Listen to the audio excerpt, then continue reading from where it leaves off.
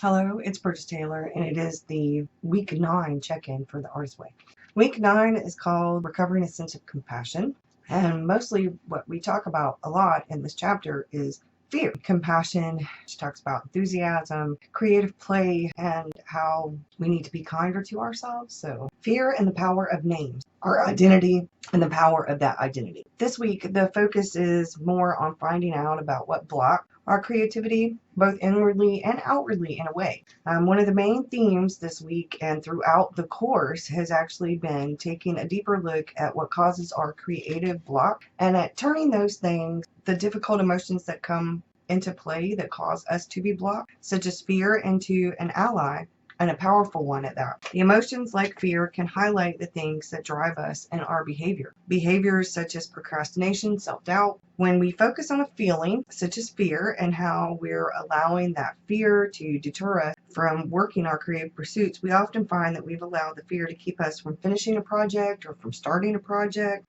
And instead of acknowledging that fear as what it is, as fear, we allow it to hold us back, and we actually think it's laziness or procrastination. She says that blocked artists are not lazy, they are blocked. She goes on to say that the blocked artist does not know how to begin with baby steps. Instead, the blocked artist thinks in terms of great, scary, impossible tasks. A novel, a feature film, a show, an opera, when these large tasks are not accomplished or even begun, that the blocked artist calls that laziness. Do not call the inability to start laziness. Call it fear. And I say don't call the inability to finish. If you're having trouble with that, call it laziness or procrastination. Either call it what it really is, and that's fear. So how do we overcome this fear? By taking care of ourselves. By cultivating the ability to treat ourselves with kindness, compassion, instead of being hard on ourselves and judging ourselves harshly, that we be kind and compassionate to ourselves. We're usually more compassionate towards others than we are to ourselves. And the next part, she talks about enthusiasm and play. And she says, in order to work well, many artists find that their workspaces are best dealt with as play spaces, that art is a process and that the process is supposed to be fun. She goes on to talk about how bare, minimal spaces, clean, orderly spaces can sometimes hamper creativity because we are like children artists most of the time, and we often relate our creative space to playful, joyful spaces, like colorful, which is why I thought it was funny when I was reading this. I worked so hard trying to get a creative space. When I originally actually had a room, my son had gone away to boot camp, and my daughter and I took 2 days pretty much and redid what was his room, and I painted it this gorgeous teal color. I had the red bookcase and red shelves up on the wall, a few little ones, and my red desk, and I had a little twin bed with a red and black and gray quilt. It's right over there. And I had it both calm and passionate at the same time. I had the teal color, the turquoise as a calming color. It had a blue and a green hue in it.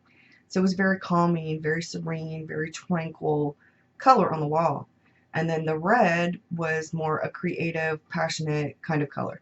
So it had the combination, had the area set up so nicely, so happy with it. And then my son couldn't finish boot camp because of some medical conditions, some injury stuff, and he came back home. I had to clear all my stuff out of that room because we had already painted the wall in here purple. And I could have technically given him the purple room, but he's hot-natured and I'm cold-natured, and the window in here won't go up, so you can't put a window unit in it, and that one has a window unit in that room. I went ahead and gave him that room because I can usually use a fan in here and I'm fine. So we tried the dining room, we tried a number of places, the living room. My desk has been in pretty much, my desk has actually been in every main room in the house, all the bedrooms, living room, dining room. So I ended up back in here. I have coordinated the space so that when my stepdaughter does come to visit, she's a teenager now, so she's really busy with her friends and stuff. And when she comes, it's usually for one night, and she comes in here, she doesn't mind at all. I talked to her before I started putting all my stuff back in here. But at first I wasn't so sure I was going to like so much color in here. The purple walls and the red furniture. My desk is painted. It's red and like a walnut that has an original stain. I painted some of the parts red. I didn't paint everything red. I painted the front of the drawers and the very top of it, and then left the sides and the trim, the walnut, the oak walnut kind of color. So I have an abundance of color in here.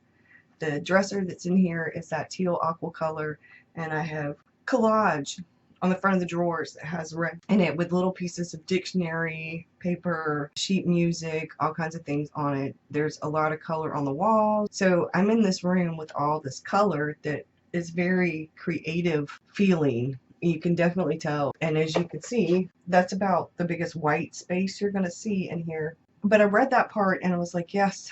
I mean, I see pictures of people's desks, the minimalistic approach, the very neat, orderly, and I think, oh, they're so pretty, they're so neat, they're so organized. I would not be able to work in that kind of space because I would be scared I'd mess it up. I wouldn't be able to be freely creative in a space that was that minimalistic. I just would not be able to. So instead of having piles of books, pens, and markers, I mean, I'm constantly doing something that's creative, and yeah, I can work in that kind of space. Now it's time for me to clean my desk off again, and it's time for me to get the little scraps of paper that are on the floor from cutting up stuff to go into my bullet journal or my art journal or whatever, and things like that. But overall, I mean, I usually keep this pretty orderly, but it's not minimalistic at all. And I probably need to get a little bit better organized, especially since Camp NaNoWriMo is starting so soon, and I will. During this week coming, for 30 minutes a day, I will probably get in here and organize a few things and clean off a few things so that when Camp NaNoWriMo does start, I'll be better able to do that. Creative space, I think, is very important.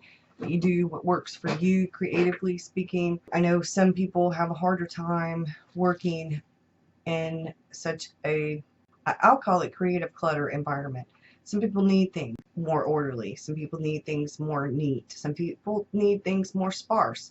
Whatever works for you. I know for me, I feel more creative when there is color. Creative U-turns. How do we see ourselves? How do we see artists in general? Our notion of identity and the concept of what an artist is actually important, because if we link being a writer with writer's block, or if we link being an artist with struggle or a writer with struggle, then when we make progress, then we get scared. The fear kicks in and we choose to sabotage ourselves, she says. In dealing with our creative U-turns, we must first of all extend ourselves some sympathy. Think of yourself as a young and skittish horse that you are bringing along. This horse is talented, but is also young, nervous, and inexperienced. It will make a mistake, be frightened by obstacles it hasn't seen before. It may even bolt. Your job as the creative jockey is to keep your horse moving forward and to coax it into finishing the course. She has some of the tasks. One of the first tasks is to take a look at your morning pages, go through like your creative U-turns to find out what you complained about the most and things like that. I did that. I am the person that I complain about the most. What have you procrastinated on?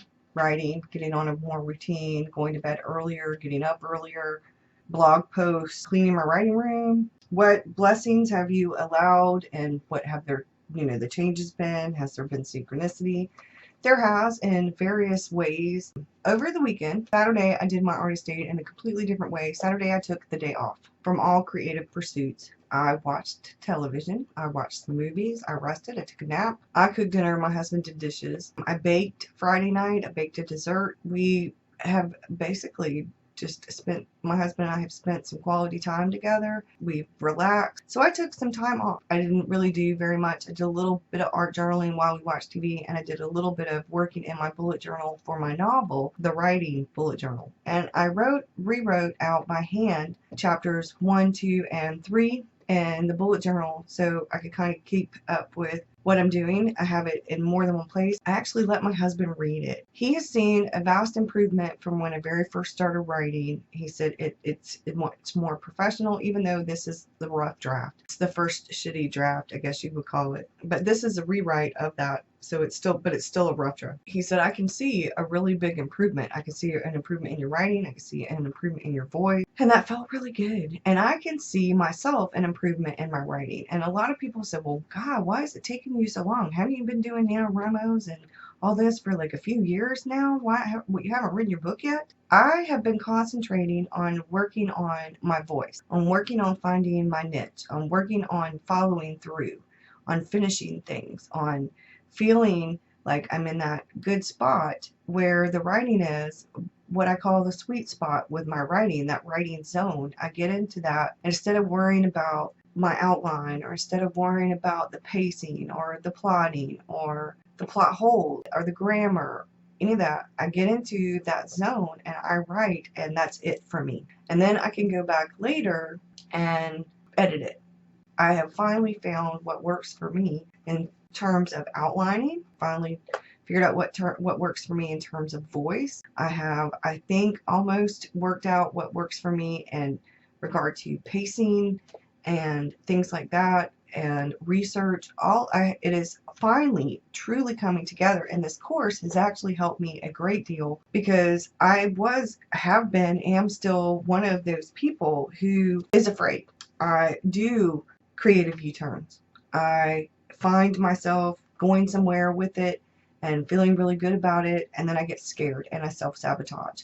And this has been helping me stop doing that. The more I have worked with this, and the more I've done my morning pages, and the more, and I skipped my morning pages Monday of this week. Most of the time when I'm working on things, like when I get scared, I have been calling myself lazy and a procrastinator and not being very kind to myself and judging myself harshly, and that ends. That ends this week. And The Artist Way has shown me that it's okay to take these things with baby steps. And if it takes me 5 years to finish my novel, then that's okay. I finished it. Now, I don't think it's going to take me 5 years, but I have to go at my pace, what works for me. I have to work at what works for me, not what will necessarily work for someone else.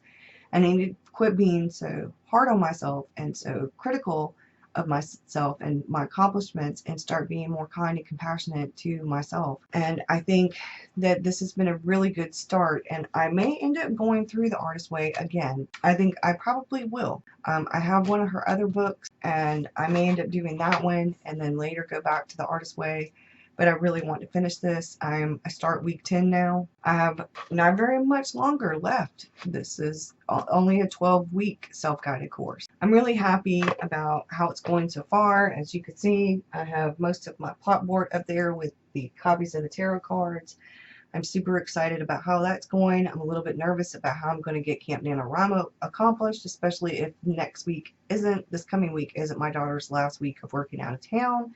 But I'll figure it out. It will all work out. That's what's going on. That was my check-in for week 9. I'm hoping that week 10 is a very good week as well. Let me know how your journey with the Artist Way is going, or if you haven't already started it, or you haven't read it, you really should at least try it. It's really helpful.